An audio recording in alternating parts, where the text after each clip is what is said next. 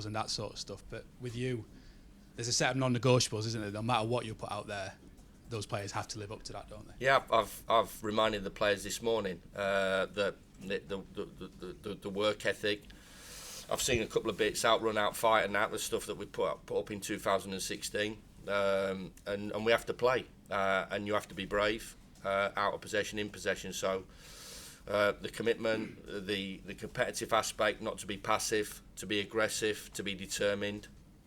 Listen, it isn't going smashing people all over the place and getting booked and sent off.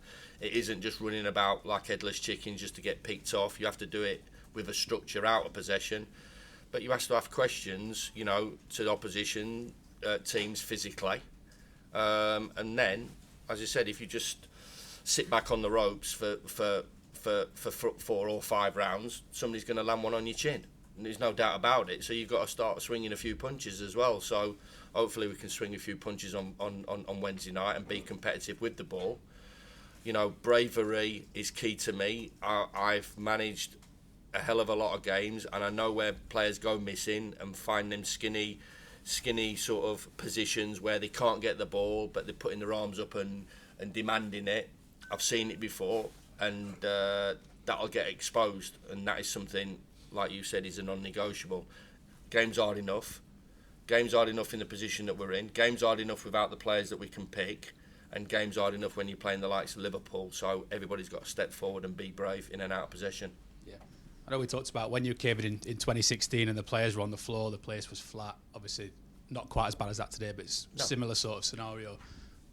How do you sort of go about that? How do you approach that? Give us an insight in what you do. Is it? Yeah, I'm not a comedian. I'm not just standing there cracking jokes for 20 minutes or singing a song. So but it is. We have to. The staff have to set an example with a body language and a mindset of positivity, which you have to. You, like you said, you're not successful. You don't win games of football if you've got your head on your bollocks. I don't think you can print that, but. You've got to motivate yourself as well. They're in the best league in the world. They've all worked incredibly hard to get there. Everybody from staff to players, and I think one thing that Paul Mitchell said to me the other day, like he said, if you come to the last 5 games of last season, if they didn't want to be in the Premier League, should have all chucked it and not gone up. But they didn't, because they want to be in the Premier League. So you're in there. So be competitive. From our approach, I think the game plan has got to be right, and it's got to be an ambitious game plan. It can't be gung-ho. It can't be just going for it ridiculously and leave yourself wide open, because we all understand this Premier League counter-attack, they just pick you off, and Liverpool are one of the best in Europe at it. So, there has to be a structure and a discipline out of possession, but there has to be, a bit of ambition as well with the ball, and hopefully we'll show that. But it's just your personality and your characteristics that hopefully lift and believe that, if I don't believe it, I wouldn't have took the job, personally. If I didn't think we could stay up, no good me taking this job. I believe that we can stay up. Do I believe it's going to be a difficult task? Yeah. We've got to do, as I said, we've got to go from a lot of hard work, and it's going to be tough, but I believe that, and staying up, by the way, is 17th. That's that. Contradicting myself, because I'm talking about 17th when I know that my focus is on the next game, but and hopefully that'll result in whatever happens at the end. I was going to say, a lot spoken about the situation, and we all know the situation that the team's in, but what this does represent is a brilliant opportunity, isn't it, to make more history and for those players to establish themselves as Premier League players. Of course, nobody would have wanted us to be in this position. But I think what Steve said, like the Premier League, how it's moved on as well, it's an incredibly tough division, and it's the amount everybody that's how it is. So you got to get on with it. I think it was always going to be for promoted sides. We booked the trend a few years ago, but it always is. You look at it, always for the promoted sides. It's to get a foothold in the division is going to be difficult and a struggle, and it is difficult and it is a struggle, but it's not an impossible task. Yeah, and certainly in my lifetime, this football club's always been at its best when it's an underdog, when it's been written off, and that's never been more so than now, isn't it? That's an opportunity again to sort of play on that, isn't it? Absolutely, Dan. We've got to pull together. Like I said, you look at what happened at Burnley on Saturday and maybe the week before, and there is a little bit of trust that's been lost, or faith in the group. The only way you can restore that is by putting in with some positive performances and putting everything out there. And as I said, you'll always get back to Bramall Lane if you show those qualities, and those are the qualities that the team. Easy for me to talk about, we have to go out and do that. The talk is the talk. You've got to go and get out there and do that and back yourself and give it a go. And I think if Dan, you've been inside there and the underdog, and when we're at our best is definitely that. Yeah. I know it's business for you. I know you're here as a professional, but have you allowed yourself to think about tomorrow night at 7:30 when Grace Chipwood is ringing out full crowd? No. I've told them what it's going to be like, because I've experienced that, and I've experienced some incredible nights there, and incredible memories. But they'll feel it. They've had it this season. The supporters have been great. They've had it. They had it at Man City. They had it. Against Everton. First game of the season. That's been there. They'll have felt that, the players that have been there. They know that feeling, the Wolves goal in the 100th minute, and the feeling at Bramall Lane or whatever. And they know the other side of it as well. So, they have to motivate themselves as well. I'll motivate them and lift them as much as possible, but it has to come from within. And you shouldn't have to motivate a player to be playing against Liverpool on Wednesday night in the Premier League, in front of 30,000.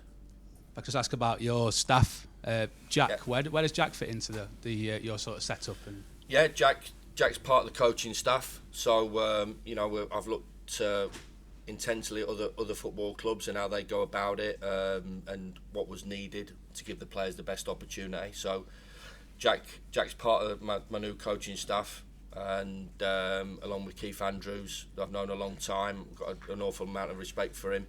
And know how he works, what his mind's about, and what he can bring to the staff, but most importantly to the players. And obviously Alan's been part of the group, and Matt Prestry's been part of the group for a long time. Yeah, it's something that Paul was big on in terms of specific position coaches. Obviously yourself and Nearly defenders, Keith midfielder, Jack forward. Is that something that you're looking towards, or is it just a more generic across the board? No, more generic.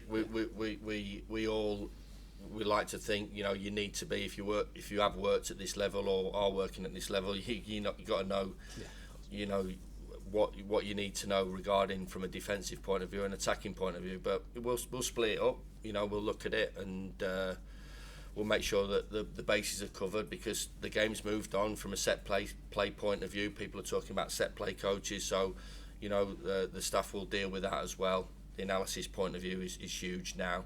The work that goes into it. But what I would say as well, Dan, is that we can't overload. I could sit and do a presentation there for 2 hours on Liverpool, and the boys will be on the floor. So you've got to show the strengths, but you've got to show what we're good at, or what can we do to hurt the opposition and make it a game. Thanks, Chris. Good luck. Cheers. Thanks. Just one for Steve, if that's possible. Obviously, when Paul was appointed, there was a sort of look to the future. It was a long-term appointment, that sort of stuff. The decision in the summer was to sign players for the future rather than the here and now, it's fair to argue, possibly. Is that still the focus with Chris, or is there a little bit of a shift towards the shorter term? No, I think you have to always be planning long term in terms of what you're trying to do, and short term is just financial suicide, I think, at times. So that continues to be the case, and I think Chris has always got that and understood that anyway. So it's not something that we'll be battling against each other with. He's on the same page, and he wants the best for this football club and the best for the long term future. It's the same as I do, and the same as Prince Abdullah does. So I don't think this is a short term change. This is a long term decision. Thank you. Thanks, Rob. Hiya, Chris. Hey, welcome back. Thank I was you. just sort of thinking, I'm old enough to remember the start of the 90s when this club were in a dire position and pulled out of it with an incredible run. Yeah, it was part of that. Yeah, it was part of that. First game home to Forest, and the scenes there. But as you said, the supporters were with the team at that particular time, and obviously a lot worse position that we're in now because of the attitude and the approach of the players. And so that's what we need to get back to. Yeah, I mean, it shows that anything's sort of possible still, isn't it? You know what I mean? So. Oh, there's some incredible stories, you know, Leicester a few years ago and other stories. But like I said, you know, for me, the focus on is the next game and putting absolutely everything into that, and then dealing after that with the next one that rolls on. Yeah, there's obviously some stuff. I remember Howard Kendall saying it's, you know, marriage, love affair, that sort of thing. Is a little bit of part of that coming back? I think it's quite difficult to detach myself from this football club with the history that I've got. So it's always there, and it'll always will be. You know, even talked about when I do eventually walk away and I'm old and grey. You know, I'm sure that I'll be walking down towards the ground with grandkids and with kit on and scarves and having a pint with my pals, and so it's something that's, you know, through thick and thin as well. You know, the supporters have gone through an hell of a lot of a roller coaster, and as you said, the roller coaster over the last 7 years has been one of a positive one, really enjoyable. So I think they understand, because there's been enough times where it's not been great, and they turn up, and you know, to have 20, I should imagine average attendance 31,000 for well, especially the last 4 years, apart from the COVID year, and definitely, you know, in League One, and even, you know, you look at it and go, the club wasn't in a great position in 2016 in April or May, and there's 26,000 punters there having a pop but they were still there. I was just going to ask you as well, everyone's Everton, it's us against the world. Does it feel a little bit like that here at the minute, sort of thing? Yeah, I think it's always has been, and there's very, very few times where we've been in a position to dominate or laud it in any division. I always think it's that, and I don't mind that. It's one that suits me. It's one that suits and fits the football club, and we have to take advantage of that. But like I said, we can talk about it, but you have to produce the goods and show that underdog has got a fight in him. Cheers. Hi Chris, you okay? I'm all right. Everybody's asked all the questions, so I've just got one left.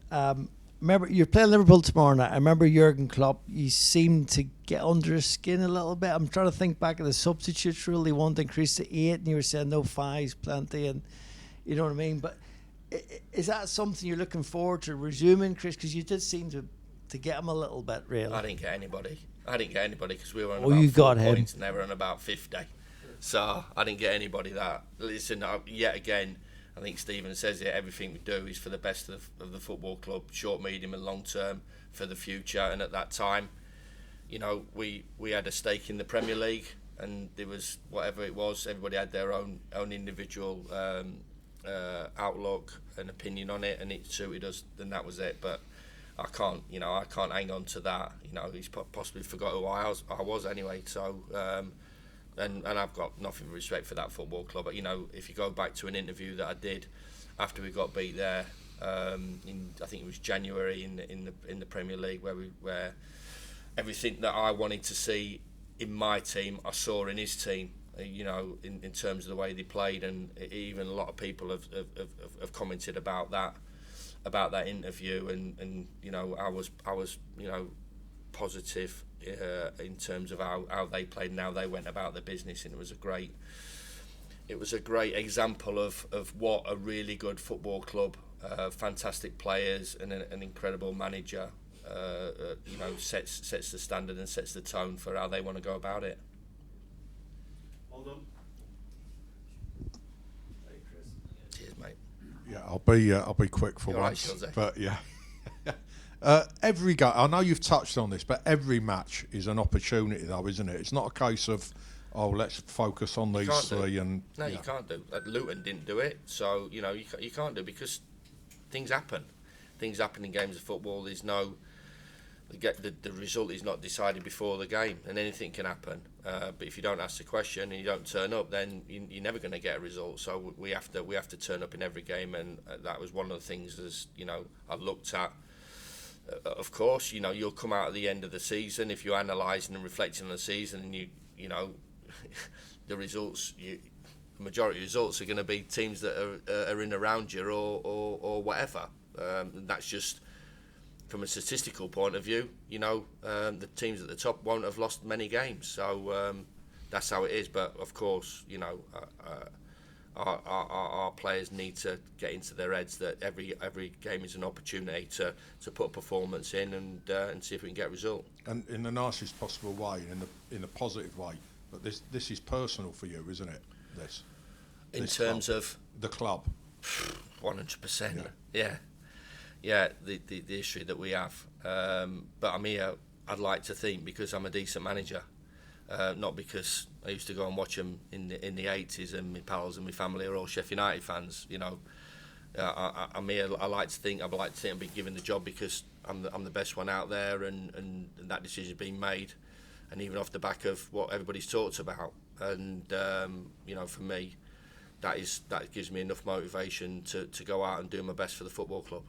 I was just going to say as well, Steve, Chris has just brought me very nicely into something I was going to ask you. I know the connection that you talked about getting the DNA makes it easier probably for people in your position, but nonetheless it is about more than that. You're also bringing someone back who was LMA Manager of the Year in 2019, aren't you? I think one of... Yeah, I mean, Chris has already just said cheers, it. That's an unbelievable fucking quote from you, mate. Say cheers, mate. Did he? We're meeting about R3, mate, in Wetherspoons. Chris has said it. He's not got the job because he liked And Sheffield here's the United. trophy. Yeah, I was at that, How dude. much? That was a good night when he won that LMA trophy. That was a right good night. No, he's said it already. He's not got it because he's a Sheffield United supporter and and that sort of thing. He's got it because he's a good manager. You know, like that's ultimately why he's here, because of his skills and his ability. And we saw it when he was here last time. You know, like and we believe it in it again now. So that's why he's sitting here today. So yeah. All good? What a great way to finish a press conference. Cheers, guys. Cheers, lads.